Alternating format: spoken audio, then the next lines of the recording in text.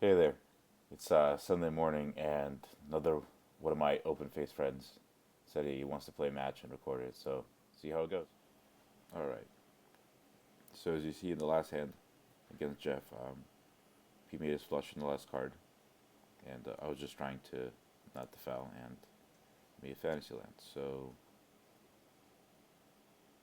the thing to do against fantasy land is usually to try to go for fantasy land yourself. The alternative here is something like this, where you can have a high probability of making a flush and then still leave yourself some upside and some opportunity. I'm actually kind of tempted to do this, a king high flush.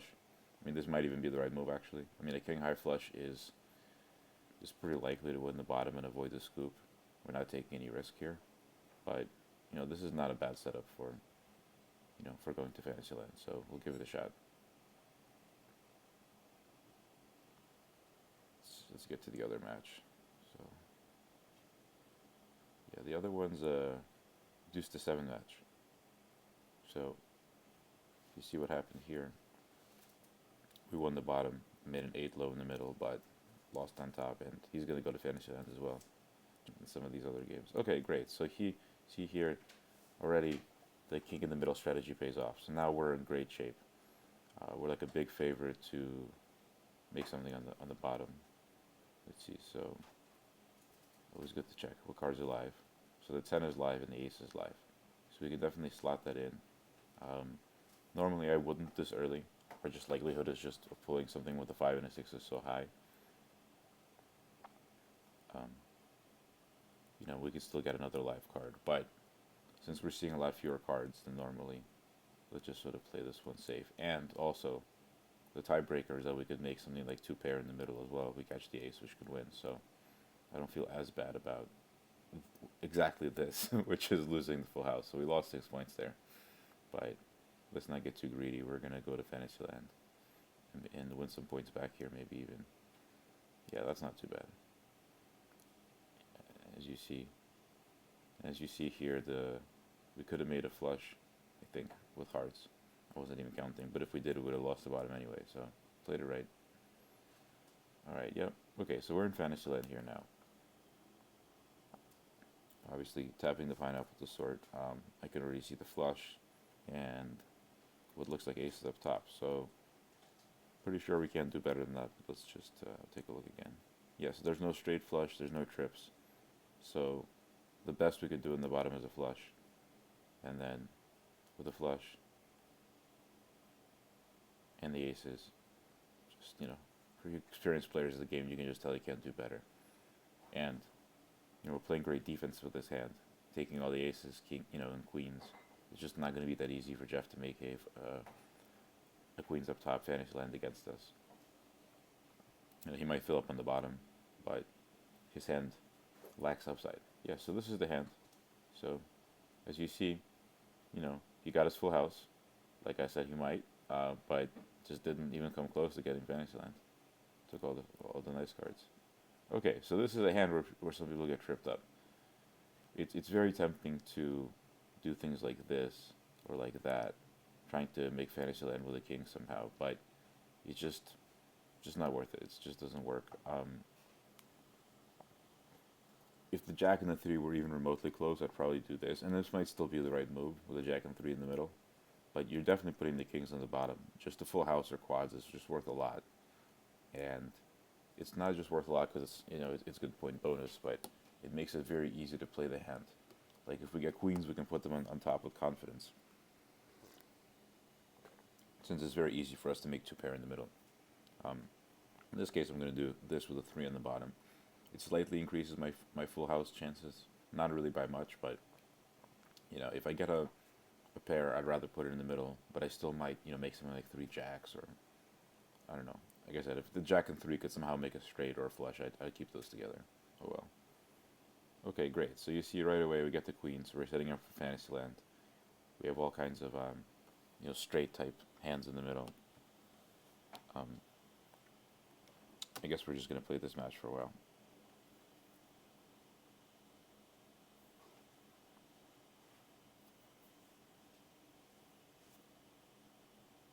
Wow, nice. So, okay, just make sure. the 4 and the 10 are live. Um,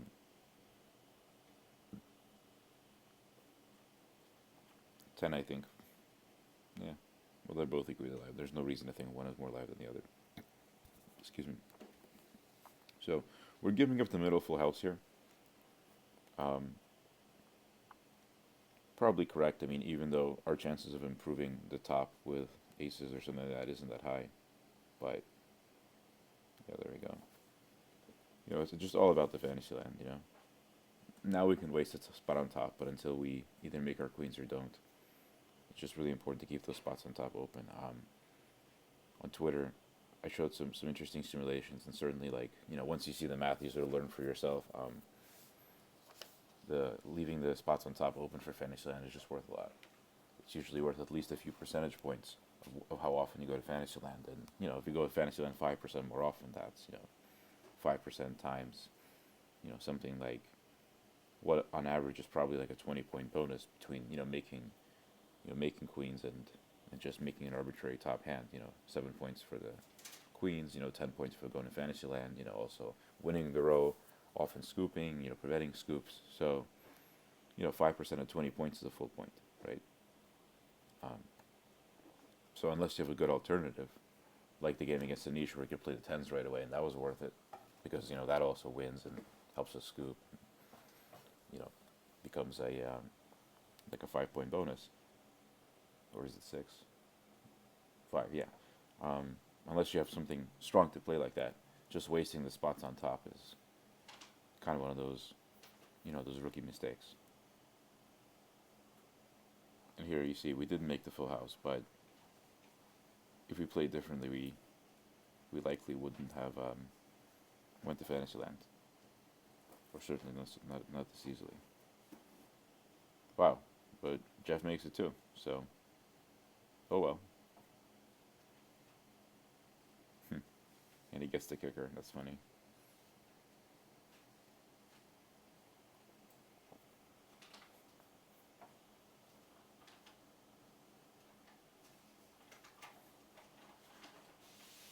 Yeah, you could. So while waiting for him to set and sort of replay this hand, sort of sometimes an easy way to see what would have happened. So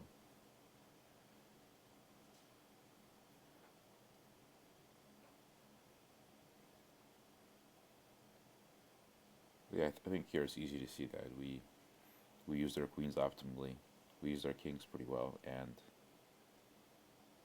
we never really could have easily made a full house on the bottom anyway.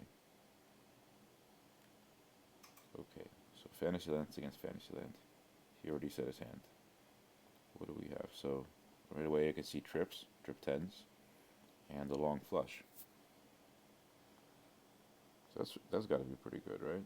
We don't have a straight though with the 8, so that's a bummer. We can make the straight with a king, but that kind of kills our flush.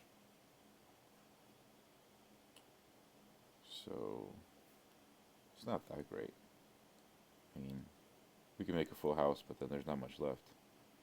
I think it's got to be like a flush and trips, or flush and a full house kind of hand, right? So, let's see, do we have a full house and the flush? That would be pretty nice. Yeah. Okay, so we're not. So yeah, so we can't really do better than that. Yeah, smallest pair possible. Okay, so seems a little strange we're playing Jack high on top. Kind of seems like we should improve it, but it really doesn't matter, right? We're sitting against a Fantasyland hand. He's very likely to have like a pair of aces there, or a pair of kings, or just even like ace high doesn't really win that often. So I'd play a 7 high here.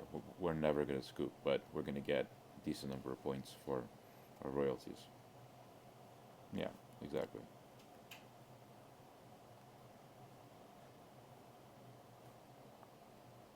Ooh, straight flush draw. Never a bad thing. Let's see if we can clear out some of these matches. Yeah. Did we do that?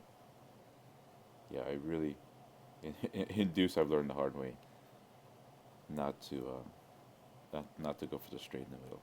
Okay, so I guess kind of an interesting open. There's two basic ways to play this. One is a sort of a standard full house and wheel cards in the middle play, right? So we've all seen that. The other one is something like this. Um, I don't really like the ace on top here. I mean, some people play it allergically. I do play it sometimes, but the 2-4 of spades is a nice straight flush, but the straight flush really works well in the bottom. But if you look at this, I mean, this is just completely out of order. So yeah, I'm out of order here. We'll regret it sometimes, but what I like about this move is two things. One is that we can make that wheel in the middle, and I know it doesn't seem like it happens often, but it's really not at all a zero. And sometimes you get backed in a corner, and it's not even the percentage you make, but the fact that you have that out. Um, I was about to say the other thing that's interesting is our odds of making a full house with the 8-8-4 in the bottom versus just the 8-8 empty are pretty much the same.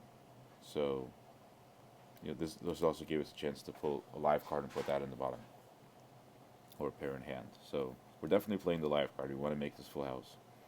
Question is what we do with the 4 and what we do with the jack. So with the ace live, I don't want to put the 4 in the middle.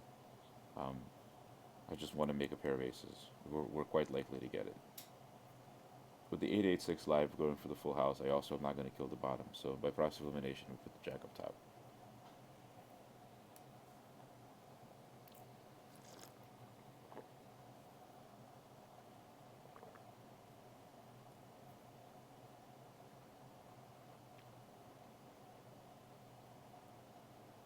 All right.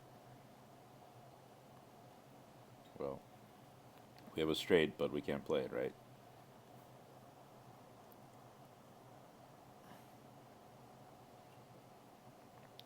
So here's the question: do we hold on to the full house, or and ruin our top hand, or do we give up on the full house?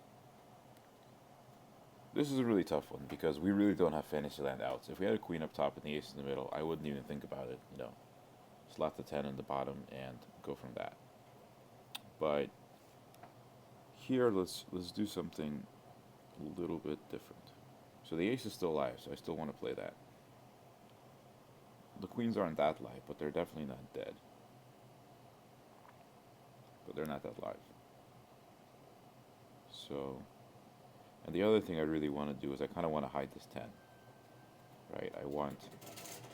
It's not that big a deal, but, well, it isn't a big deal at all, is it? Okay, so let's forget about that part. Let's just do something like this. The plan is we still want to make that full house. Or 2 pair in the bottom. We still want to benefit from the ace. And but we might want to win a pair up top. Not really sure. I mean, the one thing that makes this hand really strange is our opponent's hand is also not that great. I mean, much better than ours, but still. Okay, so this makes it a little bit more clear, right? Now we just go for the full house. We did hold out for that ace. And with the queens and the kings not being live at all, it's not like leaving that spot on top. It is really losing much for us. Now it really depends what he gets.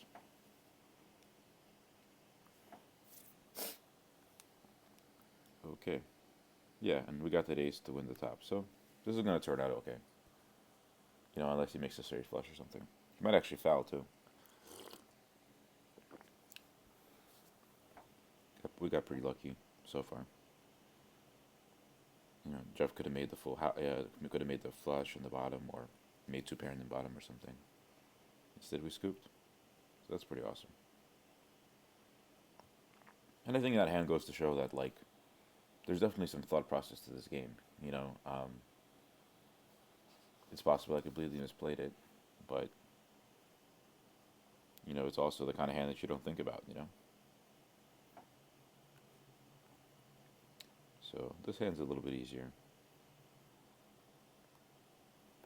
Even when the 1 ace dead, we still want to make that ace in the middle, or occasionally a wheel or a small 2 pair, and live full house in second position is a very good open. So by knowing for sure that none of our outs are dead, it increases our chances of making a full house from something like 40% if we open with this, not knowing our opponents, to well over 50. Okay, so here, obviously the full house is a big bonus. So one card away, we have to take that card every time. Unless the only time you wouldn't play that card is if say we had aces in the middle and the king, and this is like we would go to Fantasyland right away. And even there, I'm not so sure. And you see what Jeff did was smart, but we'll see if it pays off or not. Is he left his bottom open for a full house by not slotting a live card? Which is the right move. But if he catches an ace and a queen, he probably wished the bottom was a little bit more likely to make two pair. The full house is a tricky one. I still can never get a great feel for it because it's a hand that you make pretty often, and it's a 6-point bonus. It wins, but you don't really need it for Fantasyland, Wow. So normally this play would be automatic. Does the fact that our middle is a little bit not so live change it? So let's see. So only one ace.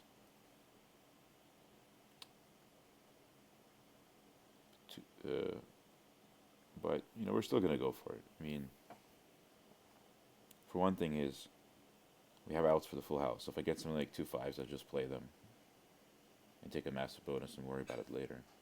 And this was the other reason right here, was that if we do make the full house, we'll we can do whatever we want in the middle, and the middle isn't so bad. But if we don't make the full house, our hand is really not that great, So here, wow, do I just commit to the case deuce or the case ace, right? Do we do that? Well, we don't really have much of a choice now, do we? So this is interesting, Maybe this is a hand I'll simulate, because, see if we get there. Oh man, almost, not quite. But this is an interesting hand to simulate, right? Because the king's up was definitely very bold, and it was an underdog to get there. But the reason we did it was not necessarily because it's a great upside. It was because our downside was not a great hand. And in fact, Jeff was pretty well set up, and the hand he ended up making was a hand we couldn't beat at all, no matter how we played it. Okay, so meanwhile, this is a hand I played differently in and out of Fantasyland, but let's just play it this way here. We'll likely have a chance at, a straight or two pair or something like that on the bottom. Aces and kings in the middle. And jacks is not a hand you necessarily want to make too often, because you're blocking queens up top, but, it sort of just makes sense here, right? I mean, most of the cards here, we know exactly what to do. I mean, if we get a 10 or a 9, we're pretty confused, but if we get 2 of them, we're not. We just put it on the bottom and go for 9s up, so it's a bit of a defensive posture playing against Fantasyland, but at the same time, the best defense is a good offense. So we're setting ourselves up for Fantasyland, maybe a good bonus. So let's see what happens. All right, ace in the middle. We could put it on the bottom, but that wouldn't make any sense. And now we're going for a straight or two pair on the bottom. So now we know exactly what we're doing, what we want. Ace. So this is somewhere I get tripped up a lot. Let's see. Do we throw anything? Go through the 8 away. So on the one hand, we're going to get more points for the open and the straight. On the other hand, we're dramatically reducing our chances of getting there. So considering that our 2-point straight almost never wins the bottom, so it won't factor into scooping or getting scooped, I'm actually going to play the pair. Our Fantasyland is much more important. Our queen is live. Wow. And immediately it turns out to be the wrong move. Well, that happens. And it's a real bummer we couldn't catch a queen or a jack. Although I felt pretty good about putting that jack up top. Well, it turns out we still won the middle, so I'll take that. I mean, we lost 9 points and we had a shot at Fantasyland. Given that the average value of a hand, mystery hand playing against Fantasyland is about -10, that isn't so bad.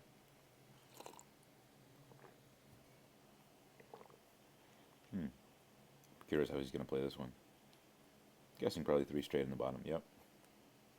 And it looks like a natural move, and it probably is the best move. I'm not being critical of it at all. Just I'm always curious about moves that look natural, to study them to see if that's actually correct. So I have an interest. I have a bit of a decision. So on the one hand, it's a very powerful paradigm to play live full house, pair and a live card on the bottom, having seen your opponent's cards. So this is 50-50 to make a full house. On the other hand, then my middle is kind of weak, right? Because this is no good. Yeah, this is no good because I want to have the jack that's live or the three that's live on the bottom. The flush it's pretty good odds. It's probably it's at least 2/3 of the time I'm going to make the flush. So I'm going to go ahead and do that. The odds sort of vary. The if you all you care about is will I get the flush, it's really good odds. It's like 80%. But in the course of the game, sometimes other things happen. But even if it's 2/3, realistically, we might want to play some other heart somewhere, or have to play another card, or blah blah blah blah. We're 2/3 just to make the flush, and sometimes we'll have chances to do other things. Like if we catch two jacks, we'll play that right away, right? So it's a pretty solid bottom.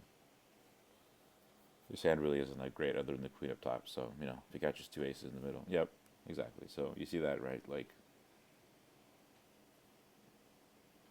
now that we know we need to beat him, I'm very tempted just to play that. We'll win the bottom almost for sure. With a 6 and 10's dead, I put the ace in the middle. So they'll just do that. Here I'm just really gambling on being able to play something like a king and an ace and go for Fantasyland. They're all live. Well, sometimes you get the cards that you ask for. So great. So I love my hand now. 6 cards, draw 6, play 4. I'm a pretty big favorite to catch a jack, a 3 or a 6 on the bottom. Okay. Question is, will I get a king? Yep, there we go.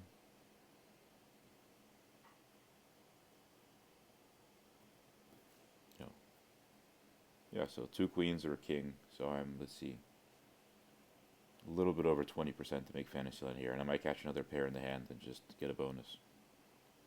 And do not get it. So, all that drama for 1 point.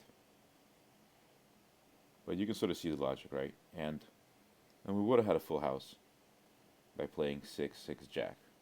So that wasn't wrong. And that would have been fine. But I kind of like the way we played that hand. Just having a lot of optionality. Being able to play the hearts if we got them right away, which are live. Okay, so it's kind of an interesting hand.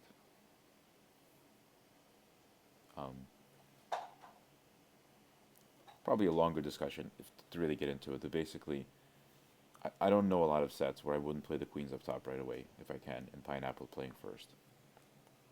And the reason is this.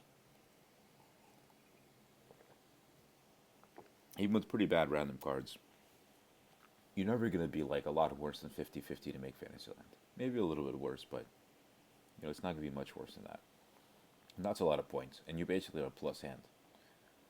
Whereas if you're just playing the live queens on the bottom with something, you better have a really nice arrangement to turn that into like a substantially plus hand.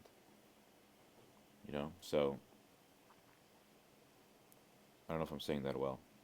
I'm just thinking about simulation, but like even if we're fouling this 2/3 of the time, which we very, very well might be, the upside in getting to Fantasyland is good enough that this is a positive expectation hand. So I would do that if the cards are good, and I would certainly do that if the cards are ugly, because it's hard to see how I'm going to make a positive expectation hand by playing ugly cards a different way. All right, so let's go for the flush in the bottom. you know, Jack 9 might be more likely to get there by, the extra 2 points or something. I don't know. Probably doesn't make that much of a difference anyway. The only thing I liked about the 5 in the middle is I can get cute and have an ace and a 5 and make a wheel, but that's, what is that going to happen? Like 2% of the time? You'll just take the points for the flush. And actually, the flush is a little bit easier to make than the straight, in this game. So that's another thing to remember. I wish I had a number to call off the top of my head to explain that, but in general, like a 2 flush gets there more often than a 2 straight, a 3 flush, etc. So, the really powerful configuration is a straight flush. Now, I have been, criticized a bit of late, and probably fairly, on Twitter for over-evaluating the straight flush open in some of my other videos. But that doesn't mean I'm wrong.